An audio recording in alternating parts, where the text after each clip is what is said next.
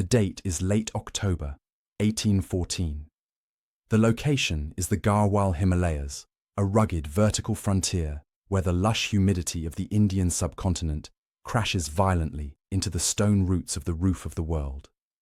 Here, the air grows thin, and the silence of the mountains is usually broken only by the wind howling through pine forests and the distant roar of glacial rivers. But on this morning, the silence is shattered by a sound entirely alien to these high peaks. The rhythmic, heavy tramp of hobnailed boots and the rattle of thousands of steel bayonets. Marching up the steep, winding goat paths is a column of the British East India Company's army. At the head of the formation, the scarlet coats of His Majesty's 53rd Regiment of Foot stand out in stark, aggressive contrast against the grey rock and green foliage.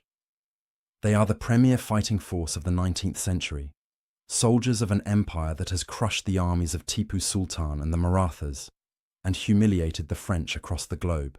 They bring with them the smell of damp wool, pipe tobacco, and black powder. They are led by Major General Sir Rollo Gillespie, a man whose reputation for bravery borders on recklessness. Gillespie is a war hero, a legend among the troops, known for leading charges from the front. As he peers through his telescope at the ridge ahead, he sees what he believes to be a minor nuisance, a primitive obstacle to be swept aside before the army pushes on to the real prize of Kathmandu. The object of his gaze is the hill fort of Nalapani, also known as Kalinga. To the British engineers surveying it from below, it appears deceptively simple. It is not a European star fort of stone and geometry, but a stockade, a rough, improvised fortification made of double walls of heavy logs, the gap between them filled with earth and stones. It sits perched atop a steep ridge, commanding the high ground. Inside these wooden walls, however, waits an enemy unlike any the East India Company has ever faced. Defending the fort is Balbhadra Kunwar, a commander of the Gorkha kingdom. He has under his command not a massive army, but a mere 600 souls. This number includes the soldiers of the Purano Gorak battalion, but it also includes their families, women and children who have retreated into the fort for safety. They are outnumbered nearly 4-1 by the British column amassing below. They have no heavy artillery, no supply lines to the rear, and no hope of reinforcement. What they do have is the kukri, the terrifying curved blade that serves as both tool and weapon, and an absolute, spiritual refusal to surrender. The British plan is complex, devised by Lord Moira, the Governor-General back in Calcutta. The invasion of Nepal is to be a four-pronged attack designed to crush the Gorkha kingdom in a pincer movement. General Gillespie's column is the spearhead. His orders are to take the fort quickly. The British officers, confident in their discipline and firepower, expect the hill tribesmen to scatter at the first volley of musketry. They set up their batteries, the heavy iron cannons dragged painfully up the slopes by elephants and sweating labourers. The order is given to bombard the stockade. As the British artillery opens fire, the valley echoes with the deafening thunder of 6-pounder guns. Smoke billows across the ridge, obscuring the view. Cannonballs smash into the timber walls of Nalapani, splintering wood and sending showers of earth into the air. But when the smoke clears, the stockade remains standing. The flexible nature of the log and earth construction absorbs the shock of the round shot far better than rigid stone. Inside the fort, the Gurkhas stay low, waiting. They do not waste ammunition. They watch the Redcoats form their lines, the British drummer boys beating the cadence for the advance. General Gillespie, frustrated by the ineffectiveness of the bombardment and eager for glory, makes a fatal calculation. He decides that patience is for lesser men. He orders a general assault.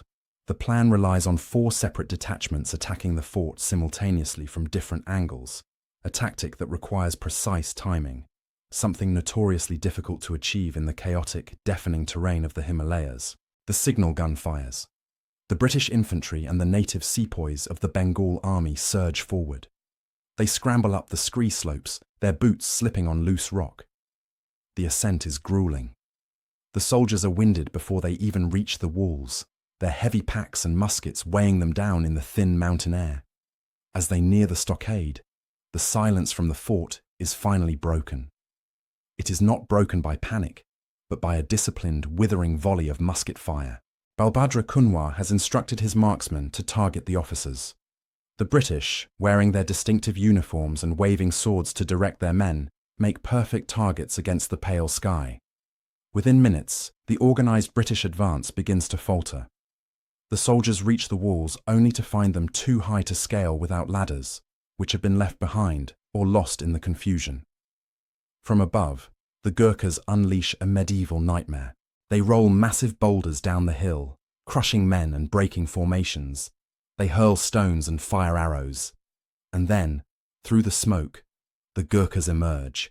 With a terrifying war cry that echoes off the valley walls, the defenders of Nalapani spill out from the sally ports of the stockade. In their hands, they grip the kukri.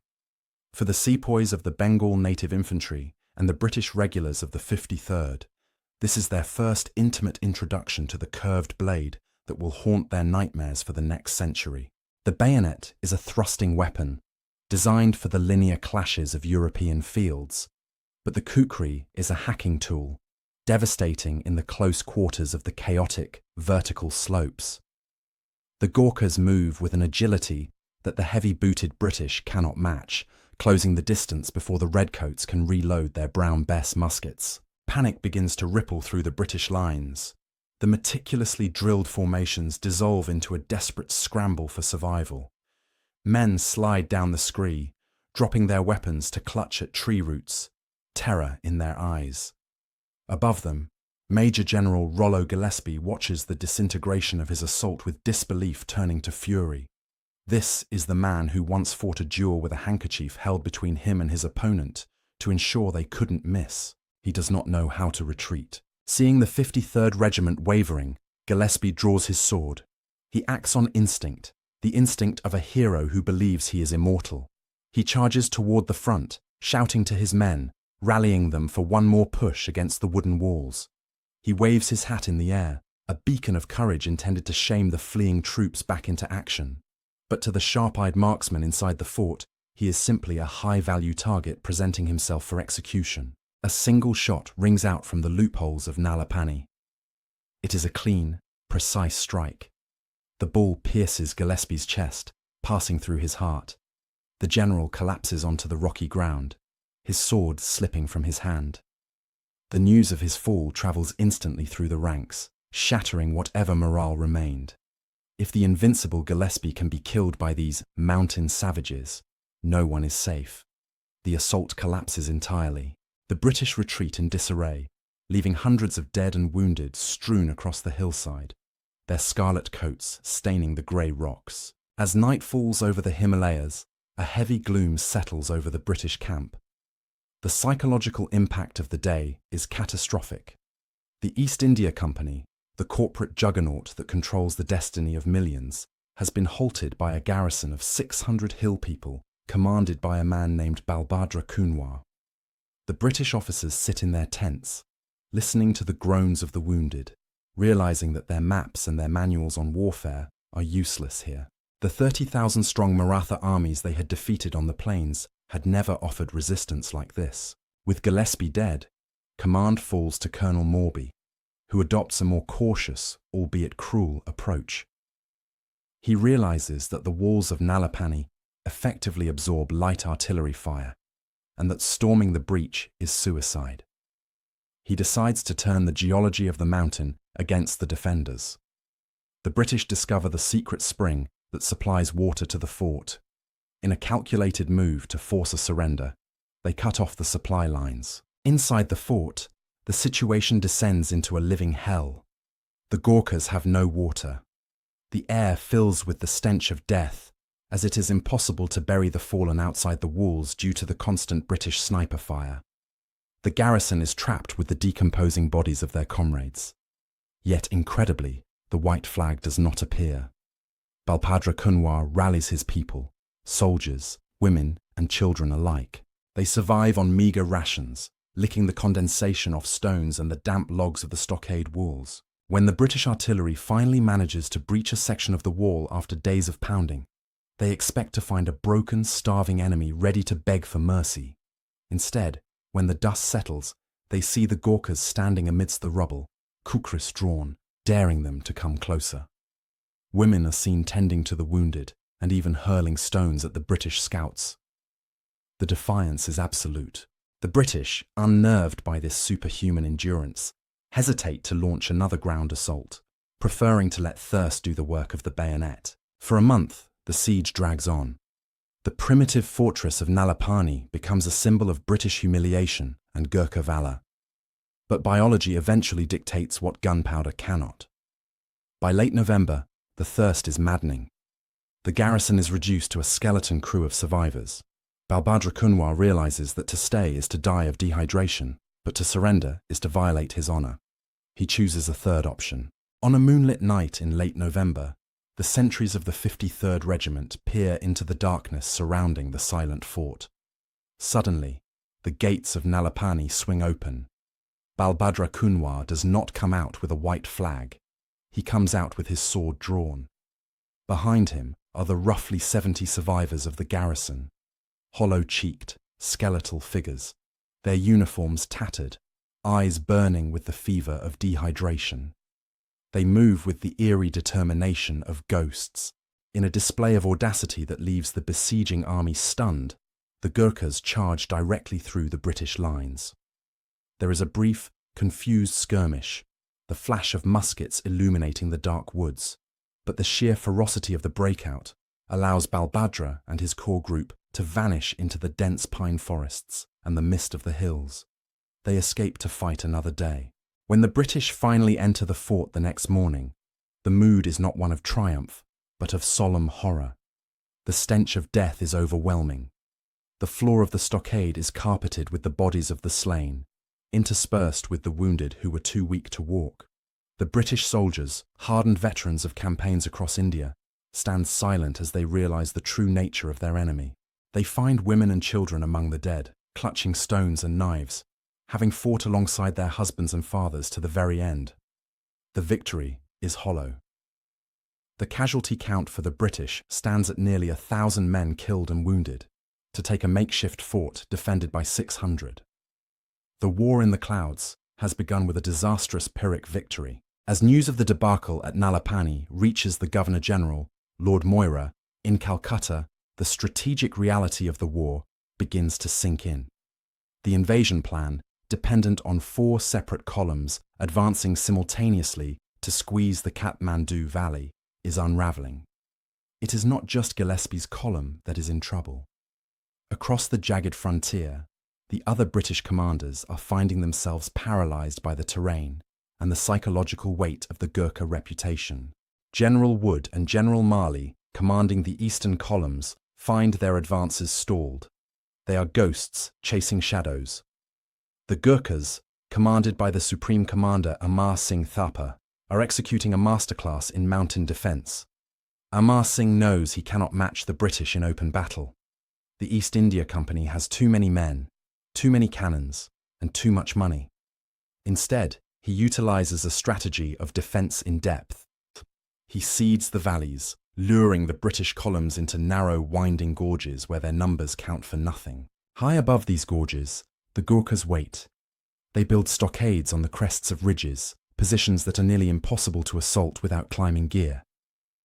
When the British columns stretch out along the valley floors, the Gurkhas rain down musket fire and rocks, picking off the officers and vanishing before the British can deploy their artillery.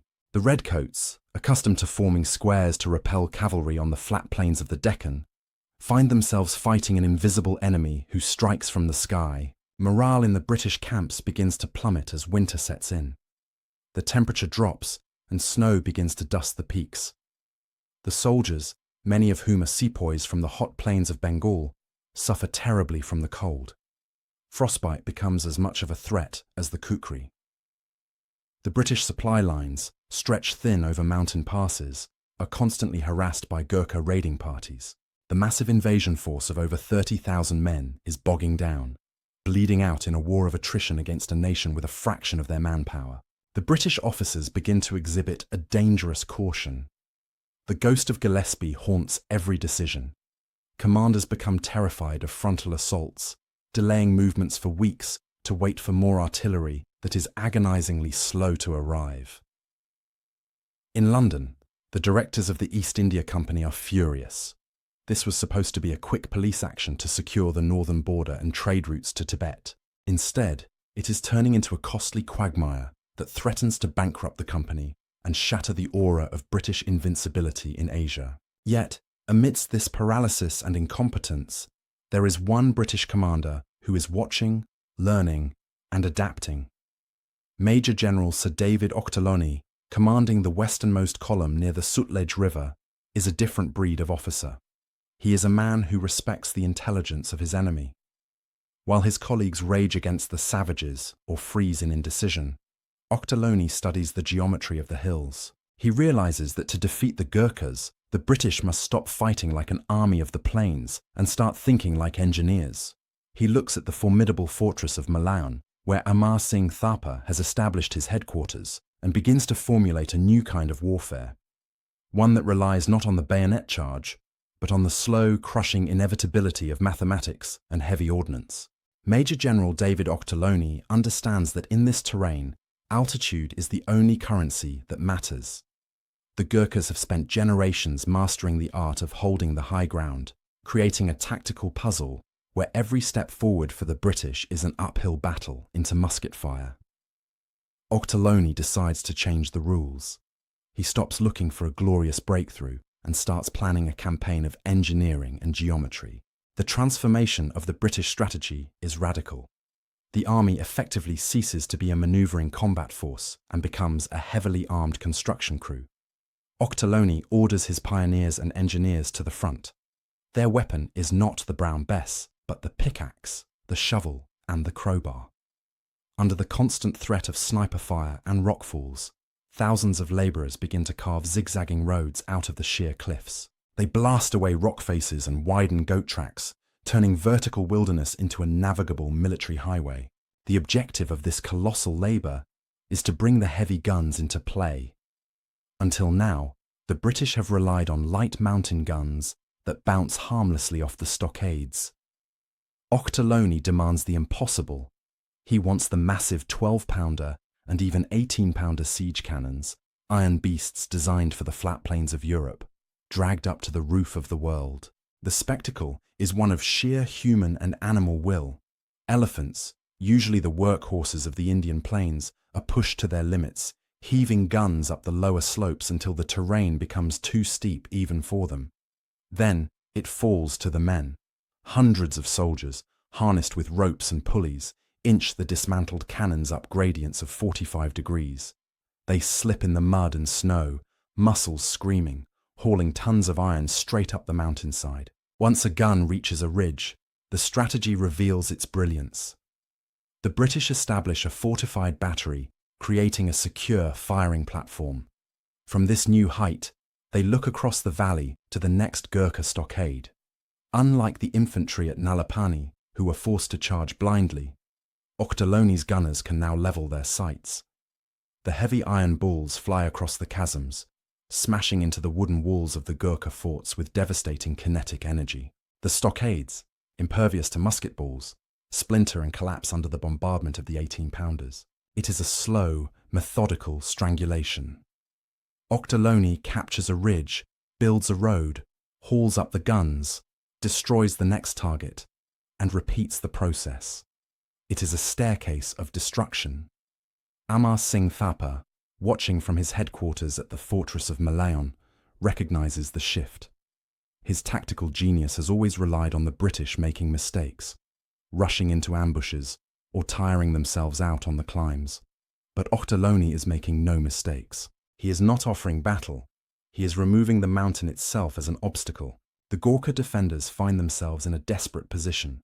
Their preferred tactics of shock charges and ambushes are rendered useless against an enemy that advances behind a wall of artillery fire. As the British batteries inch closer to Malayan, the war in the clouds turns into a duel of resources. The Gurkhas are cut off from their supply lines in Kathmandu. They are running low on gunpowder, forced to manufacture their own inferior blasting powder from local materials. Food is scarce. Yet, the morale of the Gurkha soldier remains unbroken.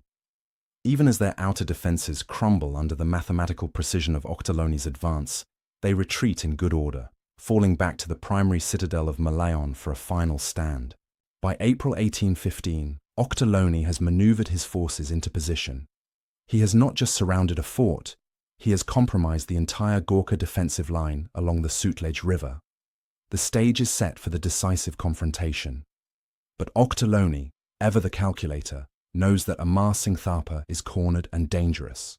A frontal assault on Malayan could still result in a massacre similar to Nalapani.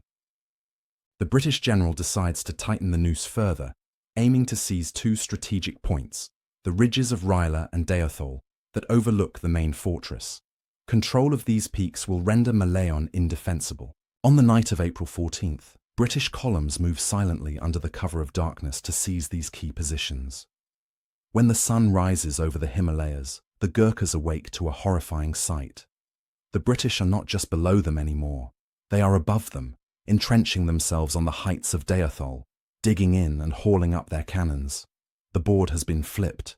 Amar Singh Thapa knows he has only one choice left. He cannot stay in Malayan and be pounded into dust. He must counterattack. He must take back the ridge of Deothol or the war is lost. The morning of April 16, 1815, breaks cold and bright over the ridge of Deothal. The British soldiers of the native infantry regiments, digging frantically into the rocky soil to secure their positions, look down into the valley and witness a sight that defies military logic. The Gurkha army is mustering for an attack, but they are not forming up for a tactical maneuver. They are preparing to charge straight up the throat of the British guns. Leading this desperate assault is not a young hothead, but a legend of the mountains, Bhakti Thapa. At over 70 years of age, he is a veteran of decades of Himalayan warfare. By all rights, he should be commanding from the rear or retired in honor. Instead, he has promised Amar Singh Thapa that he will either drive the British from the ridge or die trying. The sight of this white-bearded warrior drawing his kukri sends a shockwave of inspiration through the Gurkha ranks. 2,000 men rally behind him. They know the odds. They are attacking an entrenched enemy who holds the high ground and possesses artillery. It is a mission of certain death. The attack begins with a roar that drowns out the wind. The Gurkhas surge up the steep slope, moving with that terrifying speed that has already cost the British so many lives. From the ridge above, Ochterlony's gunners wait. They have loaded their 6-pounders, not with solid round shot, but with canister, tins filled with hundreds of musket balls that turn cannons into giant shotguns. When the Gurkhas come within range, the British unleash hell. The cannons erupt, spraying a storm of lead down the hillside. The front ranks of the Gurkha charge are instantly shredded.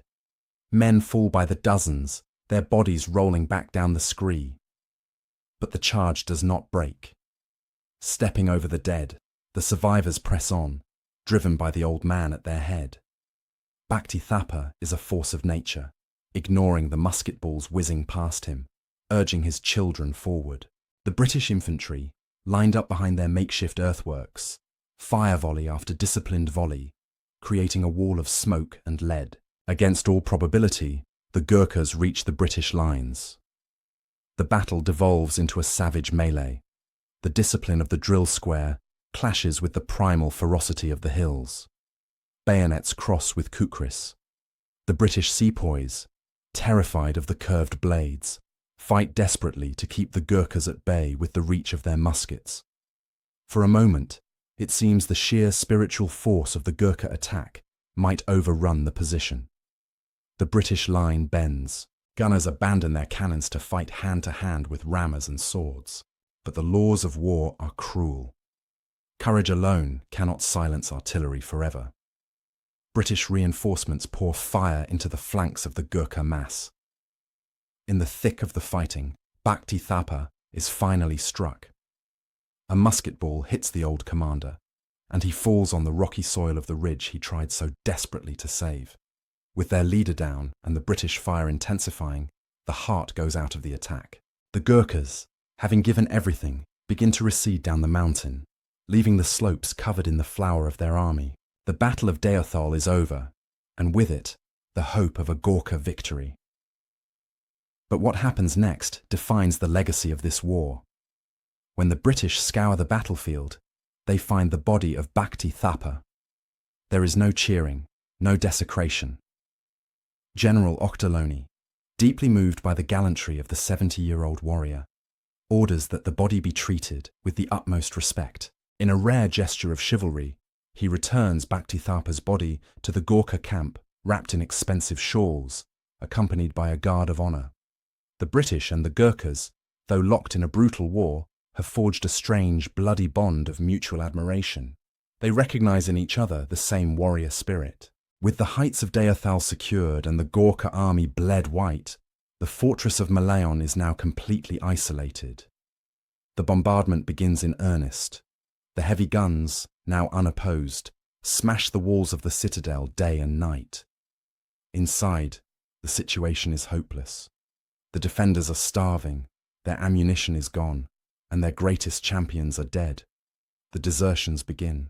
Gorkha soldiers, realizing the war is lost, slip away in the night, not to flee, but many to actually walk into the British camp and offer their services to the victors. So impressed are they by Ochterlony's leadership. Amar Singh Thapa, the proud supreme commander, is left with only a handful of loyal retainers. He holds out until the very last moment, but on May 15, 1815, the reality is undeniable. To continue would be merely to sentence his remaining people to death. With a heavy heart, the Lion of Nepal orders the gates of Malayan opened. He surrenders not to the British army in general, but specifically to Ochterlony, the man who beat him at his own game. The surrender of Malayan marks the effective end of the major fighting, but the political resolution is far from simple. The war has been won, but the peace must now be negotiated. And in the smoky rooms of the treaty negotiations, the British are about to make a decision that will change the face of their military forever. They do not want to destroy the Gorkhas. They want to own them. The surrender at Malayan triggers a long, tense diplomatic standoff. While the guns have fallen silent in the western hills, the court in Kathmandu is still fiercely divided. The proud Gorkha nobility struggles to accept the magnitude of their defeat. For months, negotiations drag on. The British demand significant territorial concessions, the lands of Kumaon and Garhwal, the Tarai lowlands, effectively stripping the Gorkha kingdom of its conquests and pushing it back to its original borders. The treaty sits unsigned. The Kathmandu Durbar stalls, hoping for Chinese intervention or a miraculous turn of fortune. Finally, the British lose patience. In early 1816, Ochterlony is ordered to march again, this time directly toward Kathmandu. He advances through the terrifyingly steep Churia hills, bypassing the main Gorkha defensive positions by discovering a secret smuggler's route through the jungle. It is a masterstroke of reconnaissance. When the British army suddenly appears in the valley of Makwanpur, practically on the doorstep of the capital, the Gorkha resistance collapses. The reality is stark. Sign the treaty or face the total destruction of the kingdom.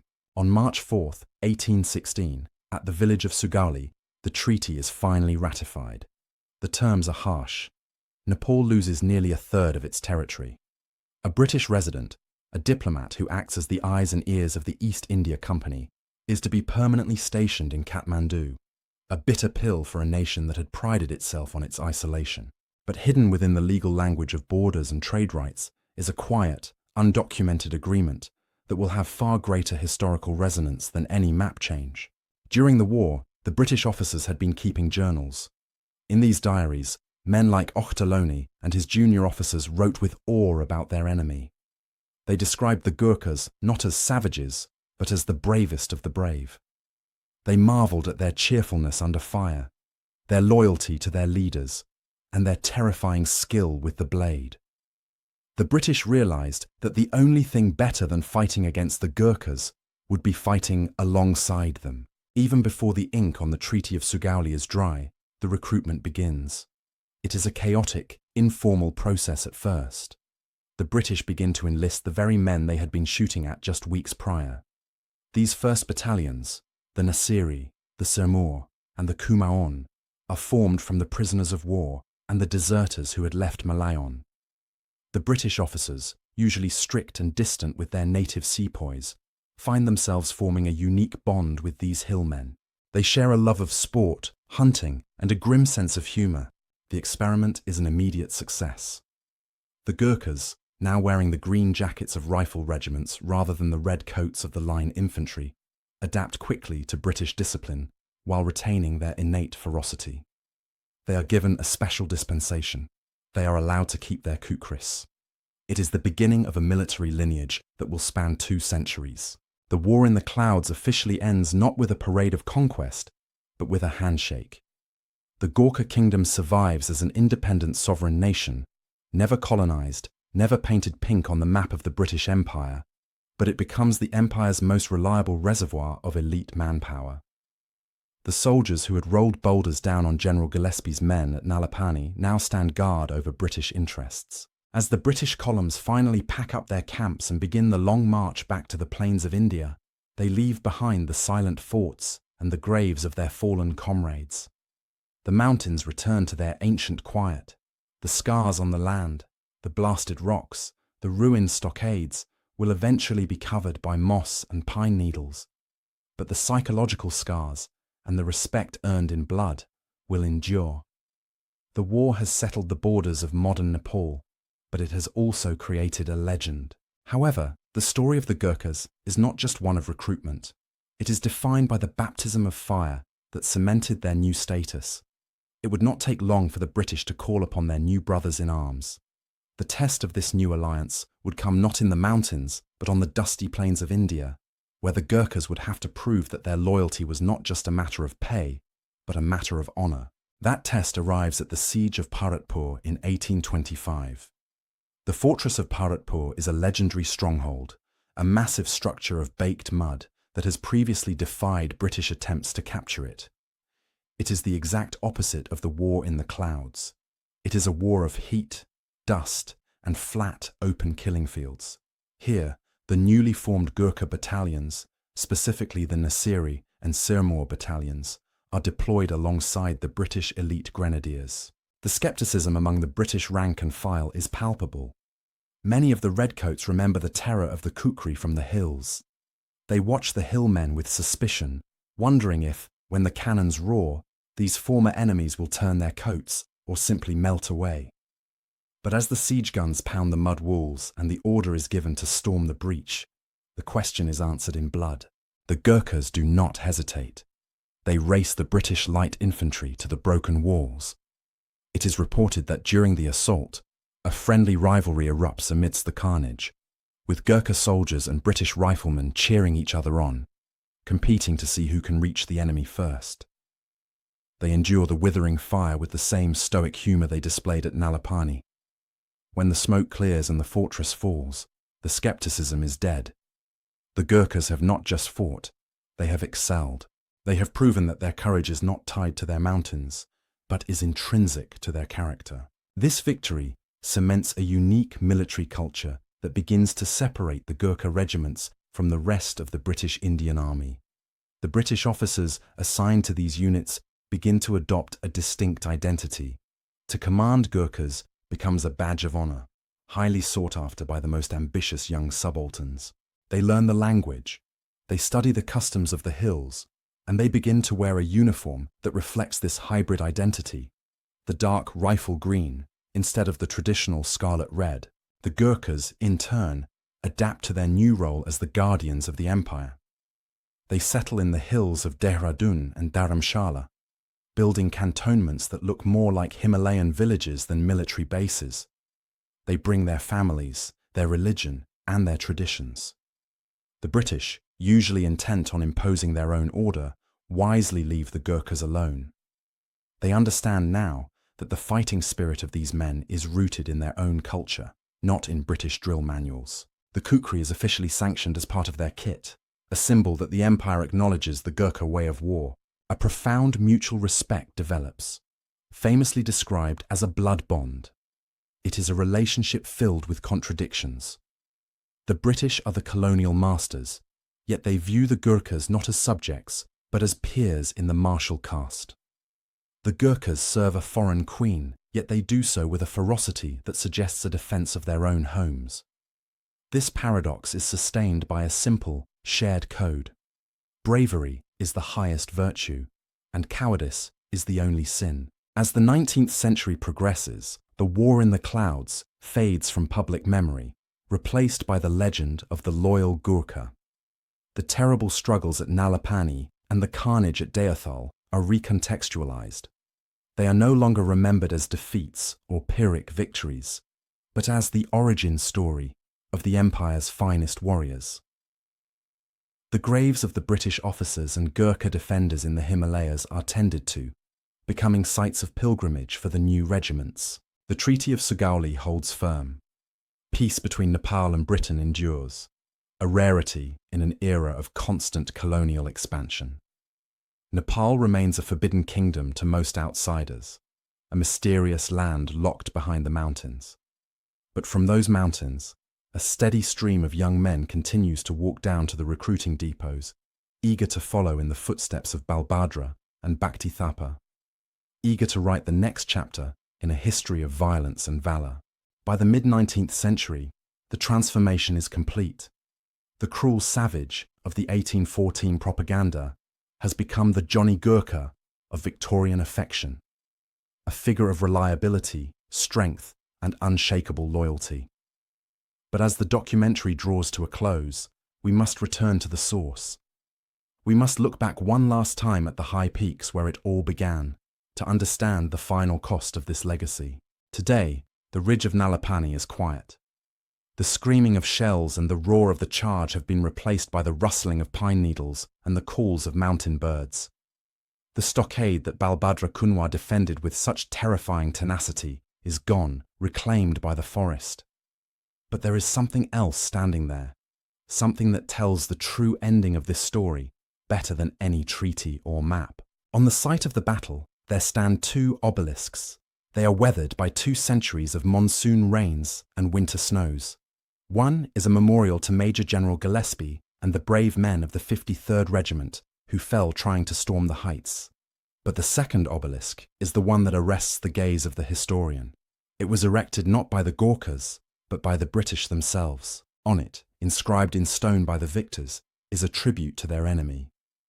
A tribute of respect for our gallant adversary, Balbhadra, and his brave Gurkhas. It is a monument almost unique in the history of warfare. Rarely does an imperial power, at the height of its arrogance, pause to build a shrine to the people who killed its generals. It stands as permanent physical proof of the psychological transformation that occurred during those bloody months in 1814. The British went into the hills expecting to sweep aside a primitive nuisance. They came down having found a peer. The war in the clouds reshaped the destiny of South Asia. Had the war gone differently, had Ochterlony failed, or had the Gurkhas surrendered early, Nepal might have been swallowed whole by the Raj, its culture diluted, its monarchy dismantled like so many other princely states in India.